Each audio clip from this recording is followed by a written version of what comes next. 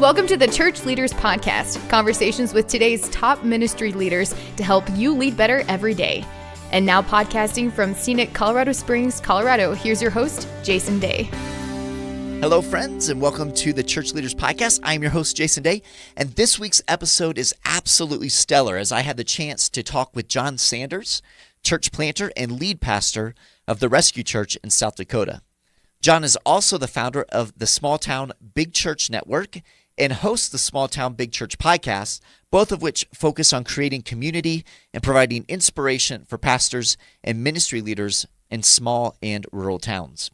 So on this week's episode, John and I discuss the power of rural church ministry, including how his rural church in their small town of only 2,300 has embraced ministry multiplication, have established multiple campuses, including a campus in another country, and even planted a church in a neighboring town. John shares how to overcome a small church mindset and the value of being creative with your resources. And I am sure that you'll be inspired regardless of the context of your ministry. So let's dive right into my conversation with John Sanders.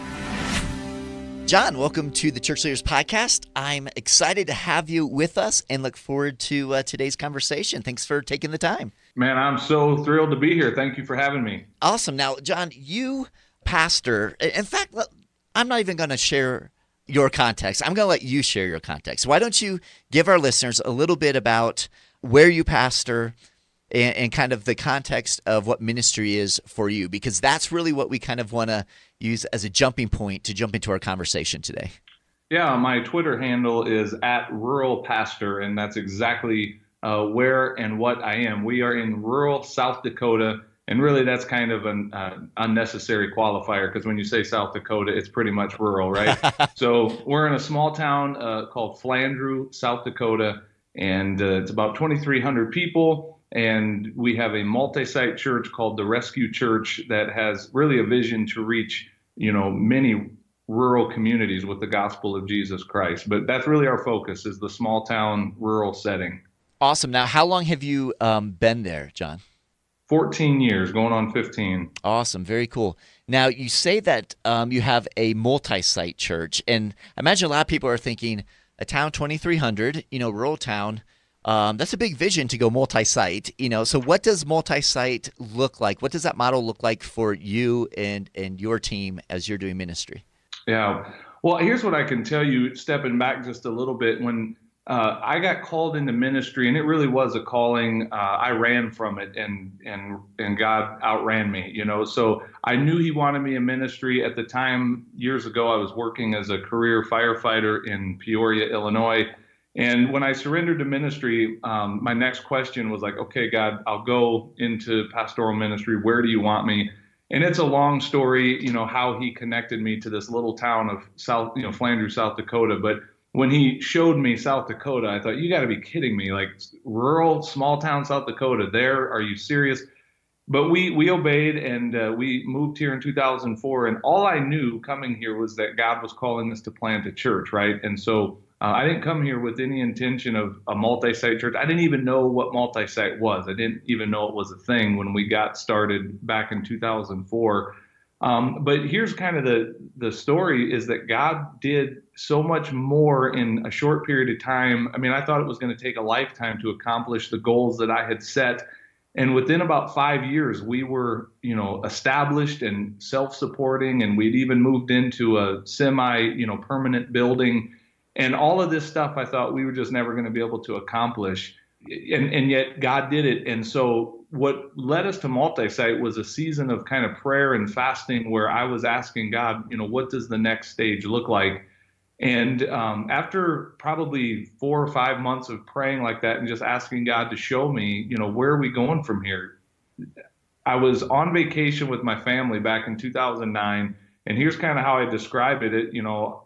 Middle of the night, I'm wide awake, can't sleep, and just very clearly sensed God put a few little pictures in my mind of where we were going as a church. And I kind of walked away from that moment with this summary of God was saying, through the use of technology, I want to multiply this church into other rural communities. And so again, not at this time, even still in 2009, did not know what multi-site was, did not know it was a thing. I just knew I had way more questions than answers coming away from that. Like, man, how are we going to do this? And what does that even look like? And so we became students of multi-site. A few weeks later, I picked up a book called A Multi-Site Church Road Trip, and I started to read about this, strategy or tool that churches were using. And I was like, this is it. This is kind of what God was showing me. And so since 2009, we've been on a journey to plant campuses of our church. But to come full circle to your question, what does it look like in a rural context? It does not look like it looks like in a large urban context. We've learned a ton from our big brothers. That's kind of how I refer to my pastor friends that lead the mega churches. I don't despise them. I'm proud of what they're doing, and we have learned a ton from them. But what I've also learned is that you can't look at what they're doing and then try to replicate that in a rural community. You have to kind of take some of the principles and then apply it to your context. And so I'll give you one metaphor, and then hopefully this answers the question. Here's kind of the metaphor that I use when I describe this to people. I reach back in history to the American Revolutionary War and kind of hold up you have this well-funded British army, in uniform, rank and file, lots of structure. And they came up against this group of ragtag Minutemen, militia taking pot shots from behind the rocks. And using those two comparisons, I can tell you we're not the well-funded army. We're the ragtag bunch of Minutemen just getting it done with the resources that we have to get it done with in the smaller setting. So I know that probably doesn't give a lot of answers to what it looks like, but that's kind of what I feel like a lot of days. Yeah, no, that's awesome, John. And I appreciate that. As you're talking, one of the things that really stuck out and what I love about your journey is that I think many pastors who find themselves in a rural church and they're praying and thinking about that next step. You talked about, you're kind of seeking God, hey, what's next? A lot of them, that next step in their mind looks something like a bigger church in a bigger town.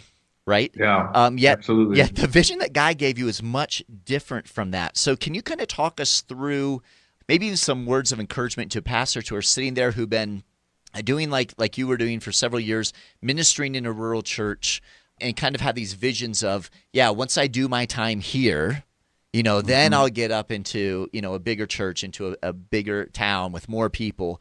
Can you kind of walk us through kind of how you process through that and maybe encouragement to other pastors who might find themselves in the same place? Absolutely. And maybe I'll start by saying I think it's one of the problems with what's happening or has been happening in the rural context for so long is that pastors view the rural landscape as something to be escaped rather than something to be embraced. And so often we see this high level of turnover in these small town churches. And some of it probably gets into, some of the mainline denominational stuff and politics and things that, maybe some pastors don't have a lot of control over. But still, I think there's that underlying mindset that says, I'm putting in my time, and as soon as I can, earn my stripes, I'm getting out of here and I'm getting to a bigger place.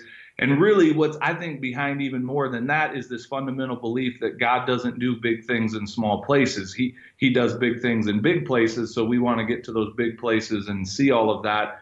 And my encouragement to rural pastors and small town pastors, which is a majority of the body of Christ, by the way, right, is this, that your ministry is valid and it's necessary and your leadership is so needed. And God is not like offended or put off by the small number on the population sign on the edge of your city or your town. Like he loves every one of those 800 people or 1,200 people or 2,500 people. He shed his blood for them on the cross. And he's looking for some leaders, I believe, that are willing to go and invest a lifetime serving in that context without as much recognition possibly, and without all of the resources. But yet God will do things far beyond your wildest dreams and imagination if he would just find some leaders that have that vision to believe that, God wants to do something significant.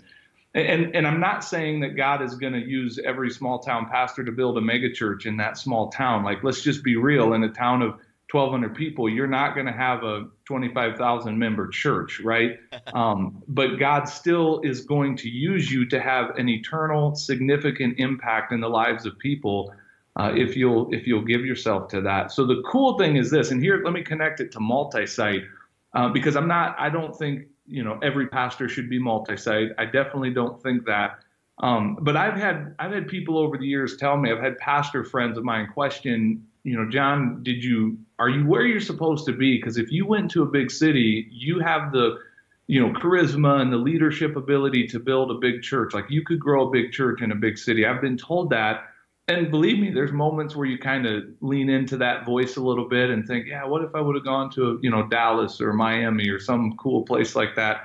But here's what I love about multi-site is I believe that it allows for a pastor that has that ability to lead at a higher level, maybe to see beyond just the borders of that one small town and say, what does God want to do in this region? What does God want to do in several towns over? And it's going to require some strong leadership. And the cool thing is I've been networking more and more with rural pastors and small town pastors is I can tell you, God is raising up that team of people. He really is. And so to me, the multi-site thing really lets me kind of have the best of both worlds. On one hand, I can kind of do ministry in that smaller context where God, I know he's called me to be, but it also it kind of scratches that entrepreneurial itch to take the next hill, so to speak, and in this case, it's not bringing a bunch of people under one roof. It's taking the church to multiple smaller communities. So it lights my fire. It just looks different. Yeah, no, I love that, John. And you mentioned a couple of times the word resources. And I can only imagine many pastors in rural settings, resources is one of the big challenges and one of probably the most enticing temptations of getting out of a rural setting and into someplace that's where there are more resources available, whether that's financial resources, people resources, or just more things around that you can kind of help leverage to maximize ministry and reach more people for Jesus, right? So Talk to me a little bit about resources. How have you managed those resources? What are the challenges that you found in that and maybe some of the opportunities that you've discovered over the years? Well, here's what I can say about resources. What I have learned and continue to learn is this. First of all, this is going to sound a little cliche, but it's true. I believe that you have to start by embracing that reality that if God has called you, he's going to provide, that God provides where he guides. That's the cliche, right? And we all say that. But then I can also tell you this. Here's the tension. On the other side of that is anytime God gives you a vision that's really from him, you already can't afford it. And I don't care what context of ministry you're serving in. As I've rubbed shoulders with pastors of much larger churches and much larger cities, what I've come to realize is, guess what? They also struggle with limited resources. They just have a few more zeros behind those numbers than what I'm dealing with. But it starts with that fundamental belief that God is going to provide. And that's where the faith part comes in and where you really lean into that. There's been multiple times where I've just in prayer reminded God, remember, this was your idea. I tried running from this, and this whole thing was on you. So you got to provide, right? Right. But then I believe that we have a responsibility as well. And so I would say this to a lot of pastors, especially in the smaller church context, is you have to preach giving. And again, I know that may start a riot out there in the church world, but I just really believe that we see that in Scripture, and so often I think a lot of times when it comes to that moment in the worship service, pastors apologize for that, and we kind of shy away from, oh shucks, we have to take an offering. And I've kind of learned from other mentors that have taken the opposite approach and say, man, embrace that time and connect the giving of God's people to vision. So don't get up and talk about, oh, we had a horrible offering last week, which was probably true. We probably did have a bad offering. We had a snowstorm in South Dakota in April last week, right? So the offering sucked. But instead of getting up and complaining about how bad the offering was, get up and talk about the vision God has called you to and connect the giving of God's people to the vision of your church and help them see where that's going. And so I will say, even though we still struggle with with limited resources, I'm just going to brag on our church for a little bit and say I believe we have above average giving. And part of that's because we teach that. We teach, Dave Ramsey's Financial Peace University and helping people get out of debt and, change their life financially. And then the other part of that's our responsibility is we also have to be as good of stewards as we can with what God does provide. And that's where sometimes creativity comes into play, where we can look around and see, man, it'd be really cool if we had this light system and these fog machines that our big brothers are able to have in some of these larger contexts. But guess what? We don't have that in the budget. So how can we make an excellent environment for our worship service that doesn't have the cool lights and the fog machine? Can we still make it excellent? And over the years, we've found the answer to be absolutely, because excellence is doing the very best you have with what God has given you to work with. And if you get creative and apply the resources that you have to work with, it's amazing what you can do and how far you can stretch that. So, but it's a constant challenge. Like, our back is constantly against the wall financially because we have a vision that's so much greater than what we can afford. And I'm reminded of that often. So if anyone wants to give, talk to me. Exactly. And I think it's a good thing for you to say that, we've got a God-sized vision, which is much larger than what we see as far as resources, whether that's, offerings coming in or even volunteer, people power, those types of things. Because if not, then there's no need for faith. Our people won't be stretched. We won't be stretched as pastors. So that's solid. Now, one of the things you just talked about there were when it came to creativity. I'd like to dig in just a little bit more on this idea of creativity. What are some of the ways, can you give some kind of real world examples of where you guys have had to step back and say, we want to, this idea of excellence, we want to, do the absolute best we can with what we have, and you've had to do something kind of creative. What are just some little short stories or examples of those times for you guys? Here's what I'll do. I'll point people to a resource, and this is going to sound like a plug, but it's a direct answer to your question. I have a website I call smalltownbigchurch.com, and there's a tab for resources, and this one's free, so I'm really not plugging much. It's a free resource. I did a little video a while back where it's kind of a screencast where I show pictures over the years of how we've done different like stage sets and stage design ideas, all on a very limited budget. And I just kind of like walk through, here's what the set looked like, and here was the, materials that we used to make it. So maybe rather than taking a bunch of time in this interview to answer that, I might just point people to that resource and say, look, if you're struggling with resources being an issue, just go look at some examples of what we've been able to do. And some of them, like, I didn't even like, but it was a team of people that were, doing it, and they're being creative, and we kind of give them freedom to run. And others, I'm like amazed at what we were able to come up with and how cool it looks, when people walk in and they say, wow. I would say this, I'll just take this in a slightly different direction, because I want to speak for a moment to that small town pastor about why does this even matter? And I'll tell a story about a buddy of mine that pastors in rural Nebraska. And, it's a very traditional church. They never change anything on their stage, right? It's every single week. It always looks the same. And then this is kind of funny, kind of sad. He wears the same plaid shirt every single week to preach. And so on their church's like YouTube channel, like, you get the little thumbnail picture with every video. Year after year, they all look the same. There's never any change. And so I would just push back on that pastor that's going, why are we even talking about designing our stage and doing different stuff with backdrop?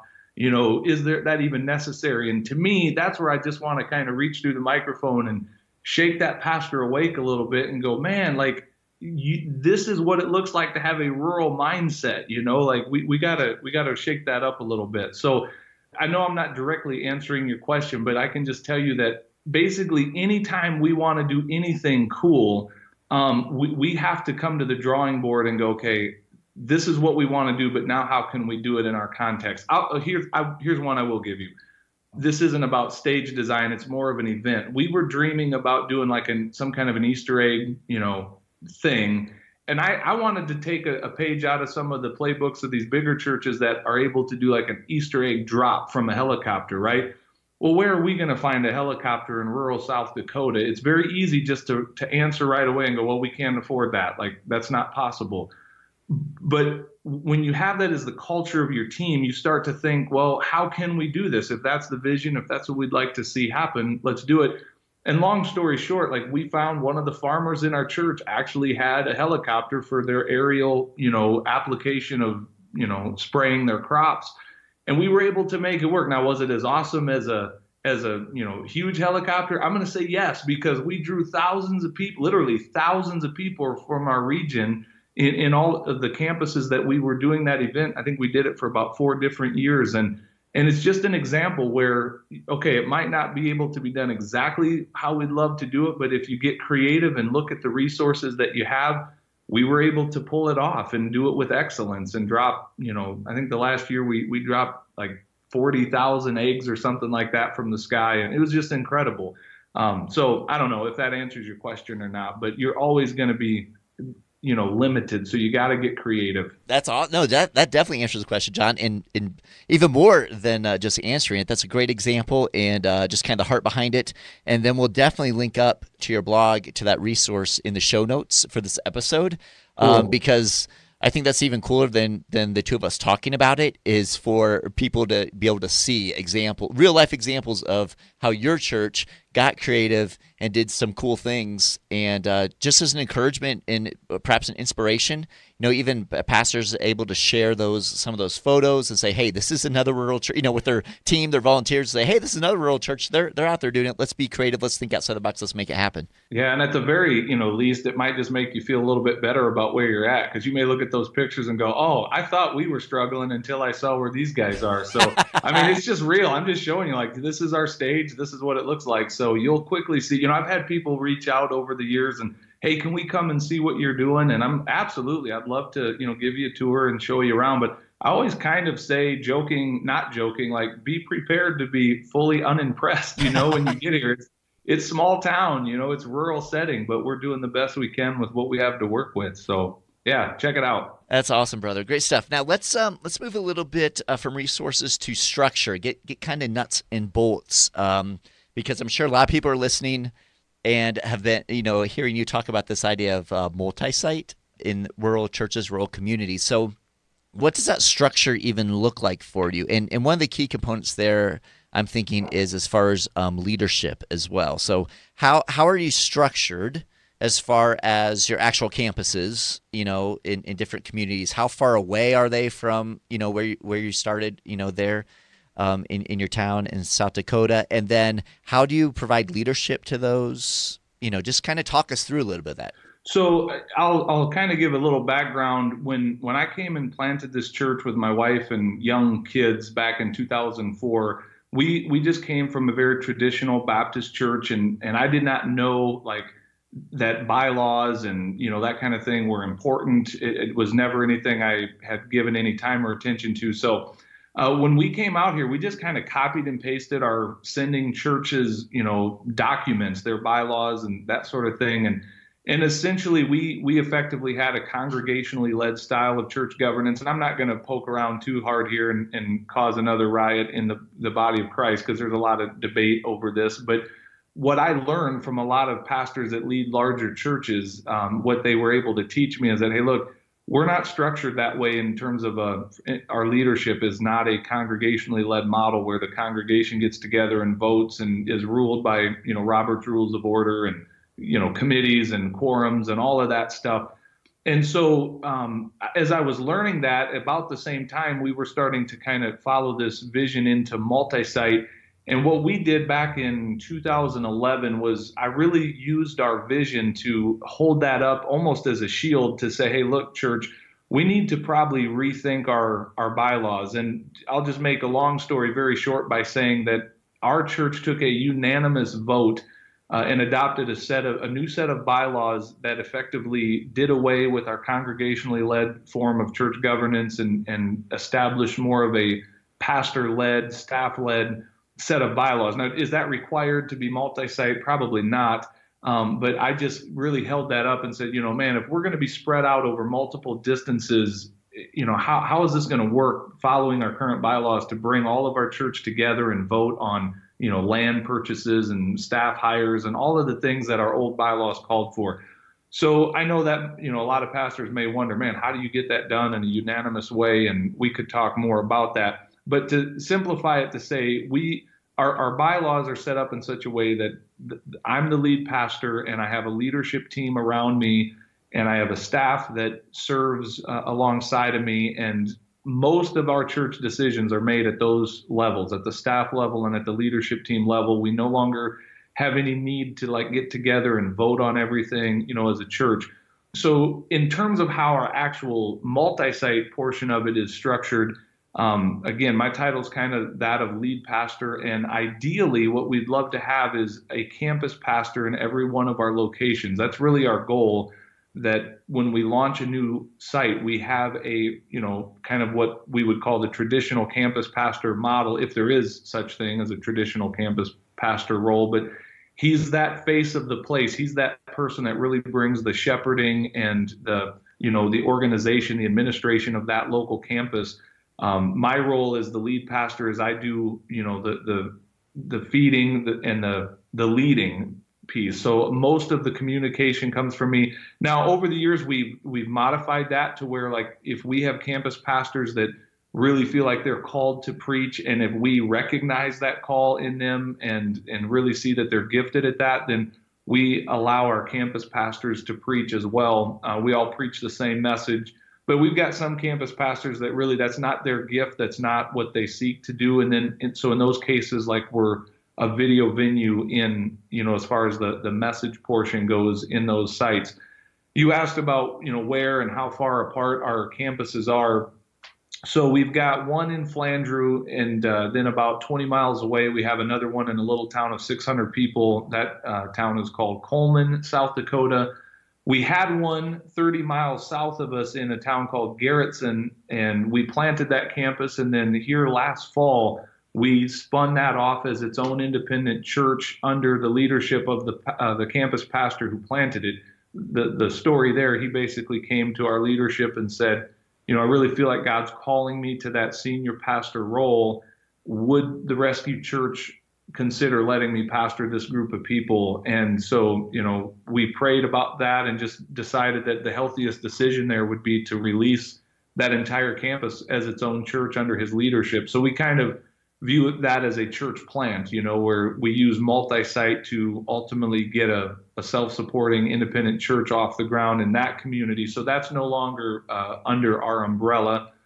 We have a campus down in Peoria, Illinois, so that's quite a ways away. It's a deaf campus, and that's a long story worth a few cups of coffee, how that came to be. Again, I never set out to see that be part of our story, but it all points back to God writing way bigger stories than we ever could.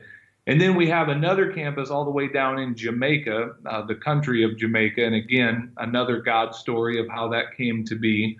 But we're in a little rural village about an hour outside of Montego Bay. And then just as we speak, literally today, right before this interview, I just got back from meeting with a team up in Brookings, South Dakota. It's a little bit bigger town, and that's all relative because for us, it's a town of 20,000 people, and they have stoplights and restaurants. So for us, it's big time, right? Nice. And we're this Sunday, we're kicking off a worship service up there that, Lord willing, will blossom into a campus in that little bit larger town. And so we're excited about that. And so those are our physical locations. And then we've got also our online, our internet campus, or iCampus, as we call it. So I know I just threw a lot at you there. I don't know if that answers your questions. Yeah, but that's how we're set up. That's awesome, brother. And what I love is you're all in, with this whole thing about, Jesus said, go and make disciples. So we're just going to do that, whatever that kind of looks like, however God leads. He opens a door in Jamaica. Hey, we're in, let's do it, And the fact that you're, multiple campus, but you're also planting churches and, you're kind of doing it all. And I think that's super refreshing, because it sounds like your journey has been, primarily a journey of just courageous obedience, right? So it's as God guides and directs, you guys are just walking with him. You're being obedient to how he's directing things, which is cool because it gives you, kind of that freedom since you're telling your story, nothing is kind of cookie cuttered from one place to the other. You know what I mean? So like everything has, has kind of that unique characteristic. There's a common bond you can tell, through your leadership team, and just, the heart and the spirit of what God is doing. But it's not like, there's just seems to be this freedom about how you guys are, tackling, the Great Commission, right? Yeah, well, we're trying to keep it loose, and I love that word you just used, courageous obedience. I would definitely not give myself that label just yet, but maybe someday on my tombstone, if the story ends that way, that would be a really cool summary of our story and leadership, is just that we were courageous to obey God. I promise we've not done it perfectly, and I promise that we don't really know what we're doing. We're kind of just rolling with the punches, and I mean, we do have an idea and a plan, but again, I've come to learn that, God just writes way bigger, cooler stories than we do. So when we get too rigid in our thought of what the future is going to look like, I think we might be, cutting God out of the picture a little bit. All I know is he's called us to make a real impact, and he's given me enough of a vision for the future to kind of know what direction we need to be going. But in terms of all the details, man, as I look back over our shoulder, I never would have seen all of this happen. And, I can give you another little wrinkle that God threw into this. For me, it was a really big decision years ago to leave the fire service and to go into ministry.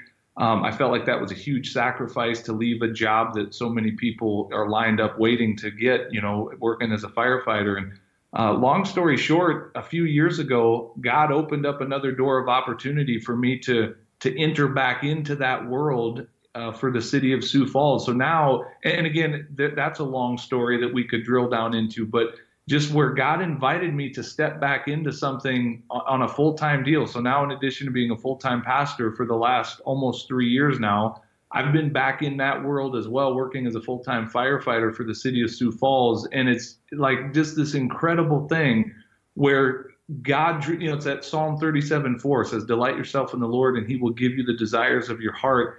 I have just found that to be so true time and again, that when you step out in obedience and you let God have that room to work, first he'll change your heart and make you want the things that he wants. And then once you want them, he gives them to you. It's incredible how it works that way. So we're truly just living an adventure. I really don't know what tomorrow holds, but I know, and if any small town or rural pastor is listening to this, and if I could just get you to believe one thing, it's that God really does want to write a big story with your life if you'll just believe him for that and then be willing to follow when he invites you to step out of the boat and walk on water with him. So get after it.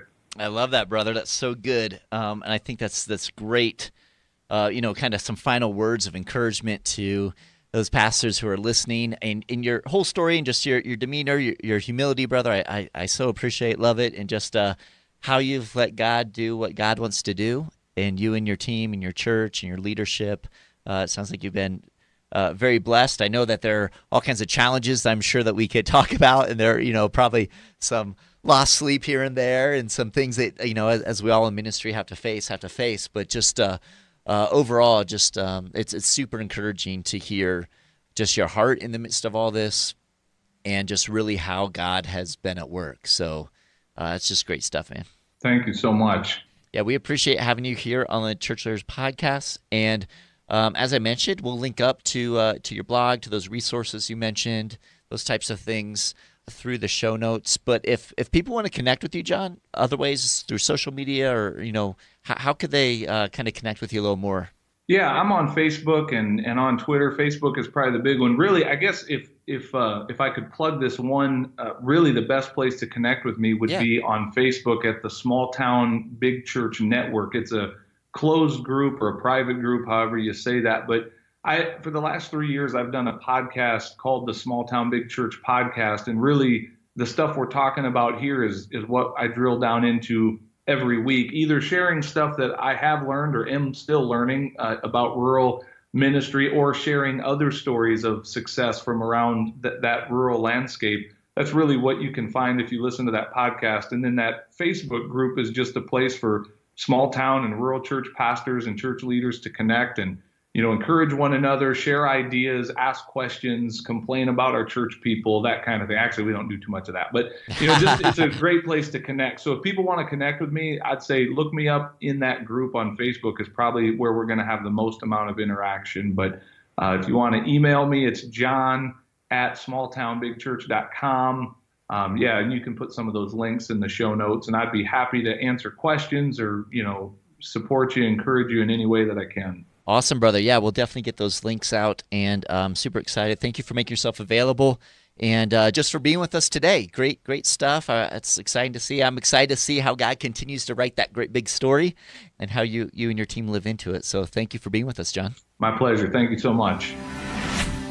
I appreciate you taking the time to be with us on this week's episode. Every week as we are putting the episodes together, we're thinking of you, our pastors and ministry leaders, and striving to provide insightful and inspiring interviews as you seek to grow as a kingdom leader.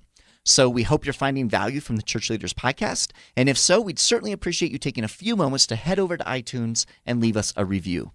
Your positive reviews and ratings help other church leaders more easily find our podcasts so they too can benefit from these interviews. Again, we thank you in advance, and if you have any comments, any questions, suggestions, or ideas for guests, I would love to hear from you. You can send me an email to podcast@ChurchLeaders.com, or you can connect with me on Twitter. Finally, you can find this podcast as well as other great faith-based podcasts on the FaithPlay app. It's available for both Apple and Android, and so we encourage you to check that out as well. So until next time, this is Jason Day, encouraging you to love well and lead well. You've been listening to the Church Leaders Podcast. For articles, videos, and free resources that will help you lead better every day, visit our website at ChurchLeaders.com. Thanks for listening.